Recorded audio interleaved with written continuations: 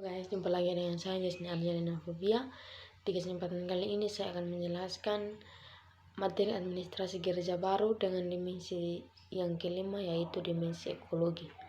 Dimensi ekologi ini yang selalu kita lihat, bahkan selalu kita lakukan dalam kehidupan kita sehari-hari, baik dalam komunikasi, informasi, dan ekologi. Tidak ada ruang bagi kita untuk menolak perkembangan zaman ini. Segala sesuatu sudah ada di tangan kita, bagaimana kita memanfaatkan dengan baik. Bahkan gereja juga sudah ada dalam perkembangan tersebut. Dimensi ICTS 24/7, artinya dalam 24 jam selama 7 hari dalam 1 minggu, kebanyakan orang tidak terlepas dari internet. Selalu saja, kapan saja, selalu menggunakan internet dalam aktivitas sehari-hari. Dominasi gereja baru, artinya sistem administrasi gereja itu sudah dalam sistem online, di mana informasi pelayanan selalu disampaikan lewat media sosial, tanpa batas geografi, saling melayani, tidak jelas dengan peran pendeta, majelis, umat. Era hidden kamera, ibadah daring dimanapun, kapan saja, informasi yang diberikan itu besar. Era pastoral, publik daring, dunia tanpa batas. Hamba Tuhan yang menyamar. Dimaksud dengan hamba Tuhan yang menyamar adalah di media sosial dia selalu memberikan ayat-ayat rohani, tapi kita tidak tahu dia itu hamba Tuhan, apakah dia itu pendeta atau tidak. Itu yang dimaksud dengan hamba Tuhan yang menyamar. Apakah juga pelayan dan gelar pendeta atau simbol gerejawi masih relevan digunakan? Dalam administrasi gereja baru, juga pelayanan dan gelar pendeta atau simbol tidak dipamerkan di media sosial. Kepadatan ruang, aliran informasi tanpa henti, openness, gereja sebagai penguat arah. The end of course history, gereja akhir zaman, di mana persekutuan keluarga Allah di sorga. Gereja digital, berbasis persekutuan, account, ground discord.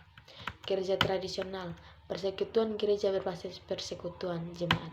Gereja mula-mula berbasis persekutuan keluarga. Bapak Stephen Lentunas juga menjelaskan dimensi ekologi, tetapi dalam bentuk kewirausahaan, khususnya di segmen finansial atau keuangan, mengedukasi keuangan bagi warga jemaat atau gereja.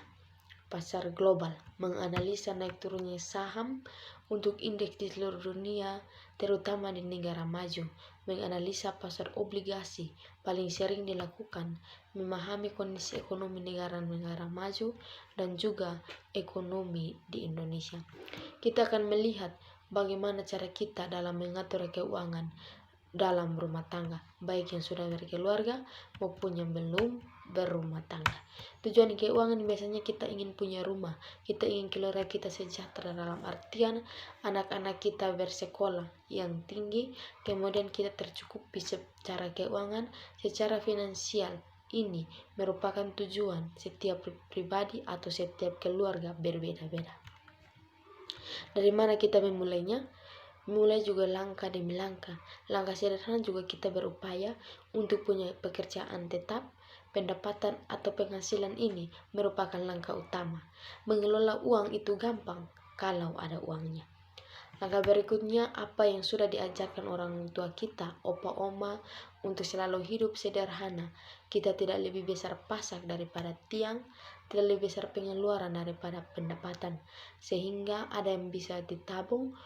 Sudah ada yang bisa ditabung, kita juga mempunyai tabungan dalam bentuk dana darurat atau tabungan deposito untuk menjaga bila dalam pekerjaan kita terkena PHK atau usaha kita lagi sulit, kita punya dana darurat.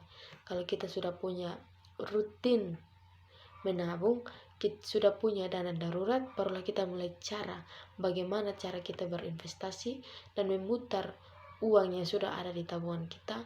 Mengelolanya juga banyak cara sendiri secara sederhana. Pilihannya ada dua. Yang pertama, investasi secara sektor real.